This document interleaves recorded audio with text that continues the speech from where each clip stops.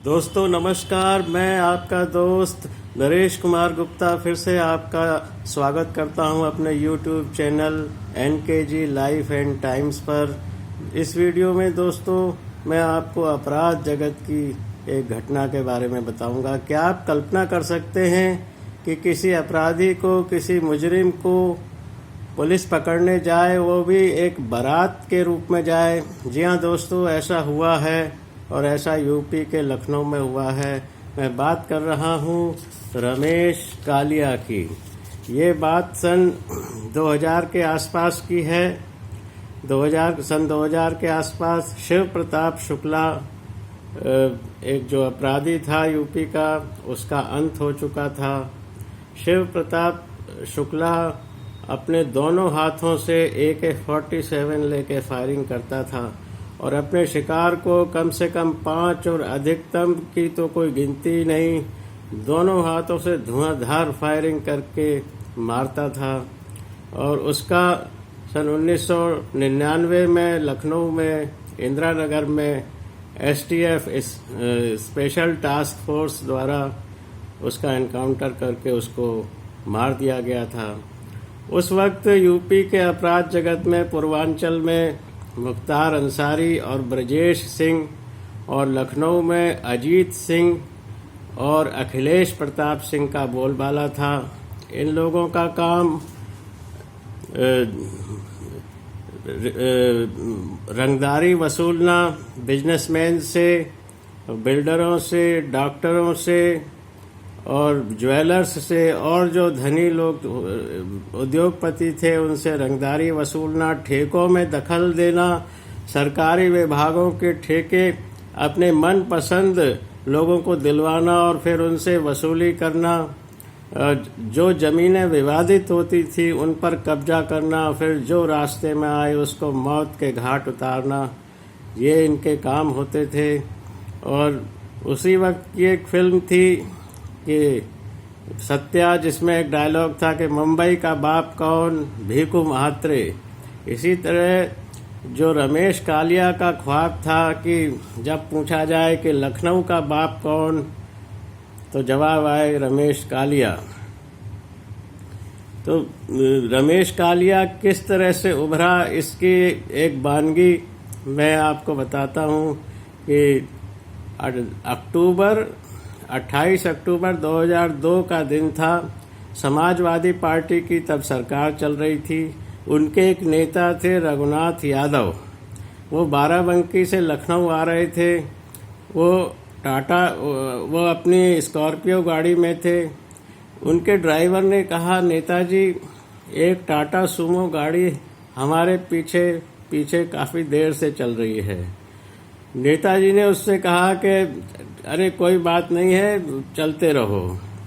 एक जगह जब उनको अपनी गाड़ी को धीमा करना पड़ा तो पीछे से आकर टाटा सूमो ने उसको ओवरटेक किया और उसमें से 4 लोग उतरे और धुआंधार फायरिंग करके रघुनाथ यादव और 4 अन्य लोगों को मौत की नींद सुला दिया। ड्राइवर बच गया। इससे रमेश कालिया की पहचान बनी। रमेश कालिया इस घटना के बाद पकड़ा नहीं गया और चर्चित हो गया। उस समय लखनऊ के अपराध जगत पर अजीत सिंह और अखिलेश प्रताप सिंह अपनी बादशाहत कर रहे थे और रमेश कालिया को ये मालूम था कि अगर मुझे यहाँ के अपराध जगत में अपनी जगह बनानी है तो अजीत सिंह को अपने रास्ते से हटाना जरूरी है। अजीत सिंह का कद अपराध जगत में बहुत तेजी से बढ़ रहा था। वो समाजवादी पार्टी से जुड़ा हुआ था और उसका पुरस्कार उस वक्त के मुख्यमंत्री मुलायम सिंह ने अजीत सिंह को MLC बनाकर दिया। और दोस्तों, ये बात है 4 सितंबर 2004 की। MLC अजीत सिंह का बर्थडे था। उस बर्थडे की पार्टी उन्नाव के एक गेस्ट हाउस में हो रही थी। शानदार पार्टी थी जिसमें कि नाच गाना और खाना पीना हो रहा था और तेज म्यूजिक बज रहा था और उनके जो गनर थे और जो समर्थक थे अजीत सिंह के, खुशी में फायरिंग कर रहे थे, जिसको कहा जाता है हर्ष फायरिंग हो रही थी और गोलियां चल रही थी। अजीत सिंह उस गेस्ट हाउस के स्विमिंग पूल के किनारे एक कुर्सी पर बैठे हुए थे। उसी फायरिंग के दौरान एक गोली कहीं से आती है खामोशी से और अजीत सिंह के सिर में लगती है और दूसरी तरफ से निकल जाती है। ये गोली मारने वाला और कोई नहीं बल्कि रमेश कालिया ही था और वहाँ पर सभी लोग शराब के नशे में धुत थे, ज़्यादातर लोग। तो रमेश कालिया अपना काम करके साफ निकल जाता है और ये एक बड़ा ही हाई प्रोफाइल राजनीतिक मर्डर था और इससे मुलायम सिंह यादव बहुत दबाव में आए। उनकी जो विपक्षी पार्टियां थी, बीजेपी, बहुजन समाज पार्टी, कांग्रेस, सबने ये कहना शुरू किया कि यदि सत्तारूढ़ पार्टी का एमएलसी ही सुरक्षित नहीं है तो बाकी लोगों का क्या होगा। इससे दबाव में आकर दिसंबर 2004 में मुलायम सिंह ने एक टॉप पुलिस अधिकारियों की बैठक बुलाई और उसमें निर्देश दिए कि कैसे भी करके लखनऊ में जो अपहरण हो रहे हैं, जो अपराध हो रहे हैं, इनको रोकने के लिए कदम उठाए। ये तय हुआ कि इसके लिए एक बहुत ही जांबाज अधिकारी को लखनऊ का एसएसपी बनाया जाए। तो नाम सामने आया नवनीत सिकेरा का, जो उस वक्त मुजफ्फरनगर में एसपी के पद पर तैनात थे। उस वक्त उनकी नौकरी 6-7 साल की हुई थी, एक नए और युवा अधिकारी थे, लेकिन एक एनकाउंटर स्पेशलिस्ट की उनकी छवि बन चुकी थी। अपने छोटे से नौकरी के कार्यकाल में वो करीब 55 बदमाशों को और अपराधियों को मौत की नींद सुला चुके थे। ऐसे नवनीत सिकेरा की दिसंबर 2004 में लखनऊ में पोस्टिंग हुई। उनका पहला लक्ष्य था अजीत सिंह के कातिल को पकड़ना और उन्होंने 10 टॉप क्रिमिनल्स की लिस्ट बनाई, उस पर काम करना शुरू किया। रमेश कालिया का नाम इसमें सबसे ऊपर था। रमेश कालिया बहुत शातिर किस्म का अपराधी था। वो अपने सिम कार्ड बदलता रहता था, जगह बदलता रहता था। यहाँ तक कि एमएलसी अजीत सिंह की मौत के बाद वो कई बार मीडिया में भी आया, उसने इंटरव्यू दिए, लेकिन पुलिस उस तक नहीं पहुँच पाई। लेकिन कहते हैं कि अच्छे माहिर लोग, घुड़सवार, वो भी कभी कभी गलती करते हैं। तो ऐसी ही गलती रमेश कालिया ने की 10 फरवरी 2005 को। 10 फरवरी 2005 को उसने लखनऊ के एक प्रॉपर्टी डीलर इम्तियाज को फ़ोन किया और उससे 5 लाख की रंगदारी मांगी। इम्तियाज इससे बड़ा परेशान हुआ। उसने अपने एक जानने वाले पुलिसकर्मी को बताया। वो पुलिसकर्मी नवनीत सिकेरा, जो एसएसपी लखनऊ के थे, उनकी टीम का, कोर टीम का एक सदस्य था जो सर्विलांस का काम किया करता था। उसने एसएसपी साहब को बताया।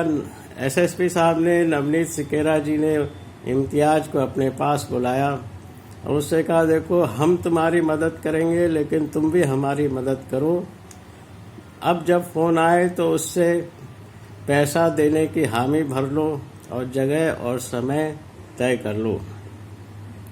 दोस्तों, लखनऊ में एक कैंट में एक जगह है नीलमत्था। अब तो वहाँ अच्छी खासी आबादी हो गई है। 2004 या 5 की ये बात है। उस वक्त वहाँ पर आबादी बहुत कम थी।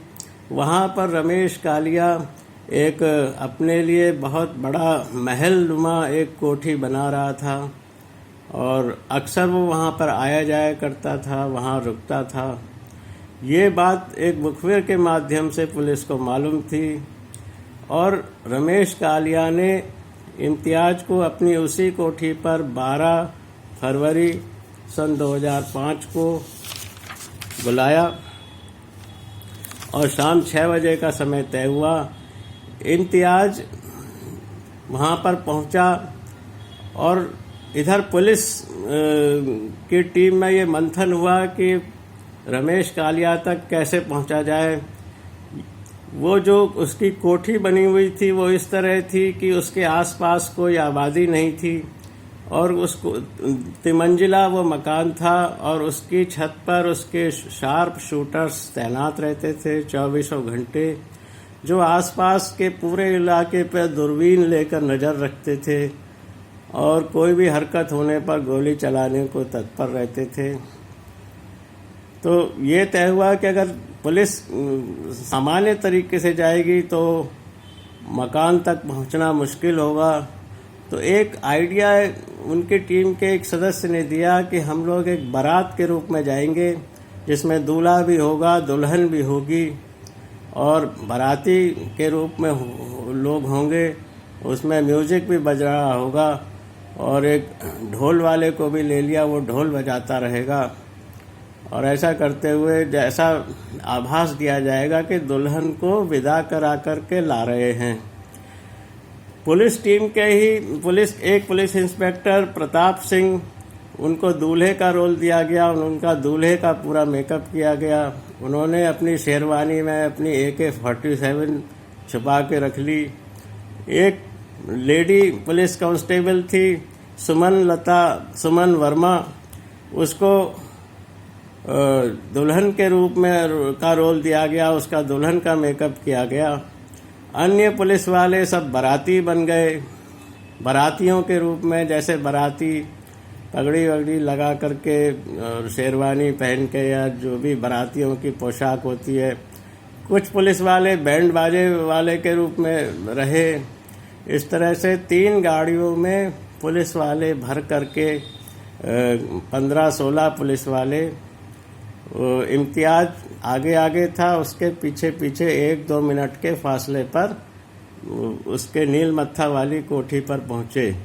इम्तियाज से मांगे उसने 5 लाख थे, लेकिन वो 60,000 लेकर के पहुंचा। उसके घर जाकर अंदर जब पहुंचा तो रमेश कालिया ने उससे पूछा पैसे के बारे में, तो उसने कहा अभी 60,000 का इंतजाम हुआ है। रमेश कालिया आग बबूला हुआ, उसने कहा मैं रंगदारी मांग रहा हूँ, कोई भीख नहीं, और 60,000 उसने ज़मीन पे फेंक दिए। लेकिन पता नहीं क्या सोच के इम्तियाज को उसने जिंदा छोड़ दिया। पुलिस वालों को भी ये आभास था कि ये रमेश कालिया की आदत है कि ये समय नहीं देता है, तुरंत फायरिंग करता है। इम्तियाज के घुसते ही पुलिस वालों ने, अंदर घुसते ही घर में पुलिस वालों ने अपनी गाड़ियां वहां लगा दी और बैंड बाजे तब तक बजते रहे। और उसी जो उसके शार्प शूटर्स थे छत पे, उन्होंने भी समझा कि ये कोई बारात ही है और पुलिस वाले एकदम बिजली की तेजी से घर में घुसे और लगातार फिर फायरिंग मुठभेड़ शुरू हो गई और घर के अंदर ये खौफनाक मुठभेड़ करीब 20 मिनट तक चली। इस 20 मिनट की मुठभेड़ में 2 पुलिस वाले भी घायल हुए, जख्मी हुए, लेकिन रमेश कालिया और उसके 2 साथी मारे गए। तो दोस्तों, इस तरह रमेश कालिया का अंत हुआ, जिसके लिए पुलिस वालों को दूल्हा दुल्हन और बाराती बनना पड़ा और ये पूरी बारात उठाई गई। बारात एक शव यात्रा, एक अर्थी उठाने के लिए ये पूरी बारात बनाई गई। बारात वहाँ पर पहुँची। तो दोस्तों, ये एक कहानी थी, एक अजीब तरीके की पुलिस का ऑपरेशन। यदि आपको पसंद आया हो तो चैनल को सब्सक्राइब करें, वीडियो को अपने परिचितों में अधिकाधिक शेयर करें। आज के वीडियो में इतना ही। नमस्कार दोस्तों।